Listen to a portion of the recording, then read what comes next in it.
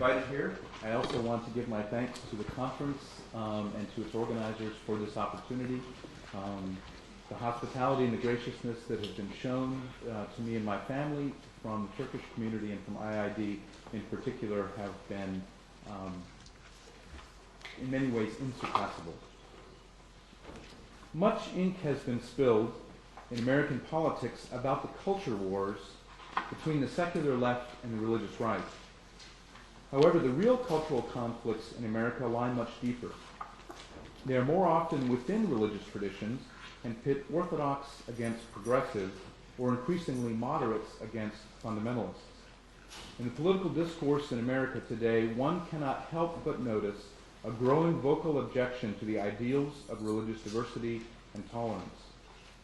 For instance, many conservative evangelical Christians publicly criticize terms such as tolerance, diversity, and multiculturalism, arguing that these are part of a politically correct liberal discourse biased against evangelical and fundamentalist Christians and their public advocacy of absolute truths.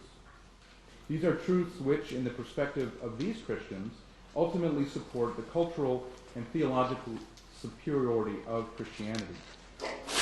The concern of these Christians is that any tolerance that advocates respect for another's religious beliefs and willingness to allow those beliefs to coexist alongside the absolute truth of Christianity is anti-biblical and contrary to the kind of love Jesus sought to impart to his followers.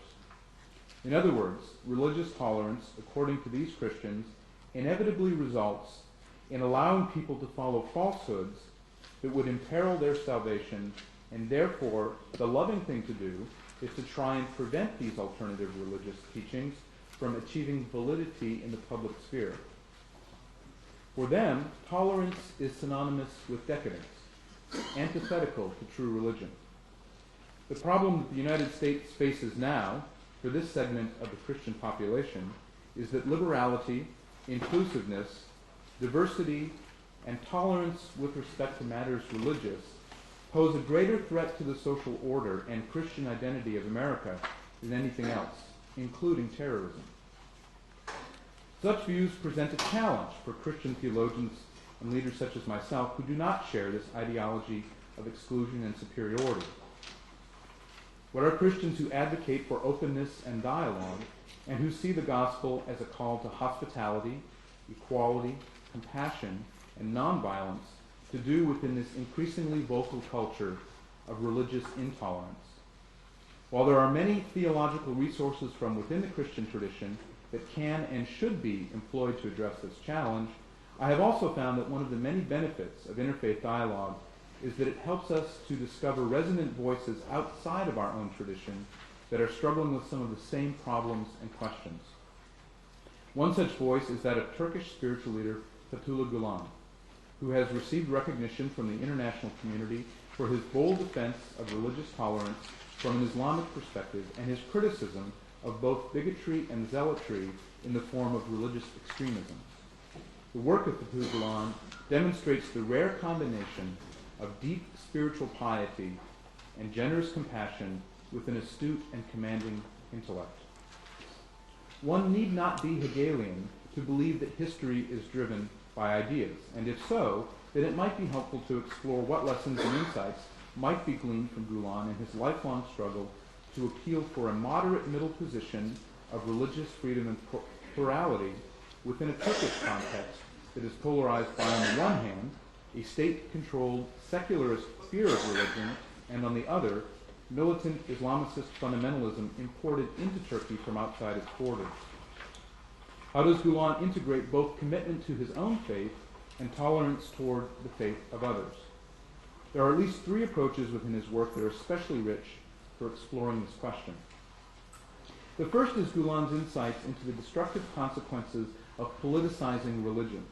These are well known among his followers and are somewhat countercultural with respect to the view of many Islamic movements that see political goals as necessary in order to achieve and secure a society that reflects piety and righteousness. In the United States today, many evangelical and fundamentalist Christians also share this view. Gülen's warning about mixing partisan politics and religion too closely is that politicizing religion ultimately does more damage and does it more quickly to religion than to the state. Gülen says, quote, "Religion is the relationship between people and their creator. The feeling of religion lives in the heart's depths and on the inner world's emerald hills. If you turn it into a display of forms, you'll kill it. Politicizing religion will harm religion before it harms a government's life," unquote. What Gülen is saying is that politicizing religion is always a reductionistic endeavor. It turns the mysterious relationship of humanity and the divine into an ideology. Gülen challenges us to move beyond identifying ourselves with such totalizing categories as left or right. The question, am I a liberal or a conservative, is ultimately unhelpful and anti-spiritual by its superficial, that is to say, positivistic and materialistic move to identify the deep mystery of the human being relating to the divine with mere ideological membership. Truly spiritual people resist reducing themselves with these labels. Gülen is not arguing that religious or spiritual people should stay out of the political arena or stop concerning themselves with politics. Indeed, such a recommendation would be no better than quietism and is a withdrawal from the responsibilities and obligations of citizenship and social participation. Rather, the lesson here is that confusing political involvement and advocacy with partisanship and party loyalty places the need for religion to speak publicly regarding political issues that affect human dignity and welfare, environmental stewardship, social justice, and peace within too narrow a framework of competing power groups that divide instead of build communities. Truly religious people who are responsibly involved in their polis are not single-issue voters nor single-party loyalists.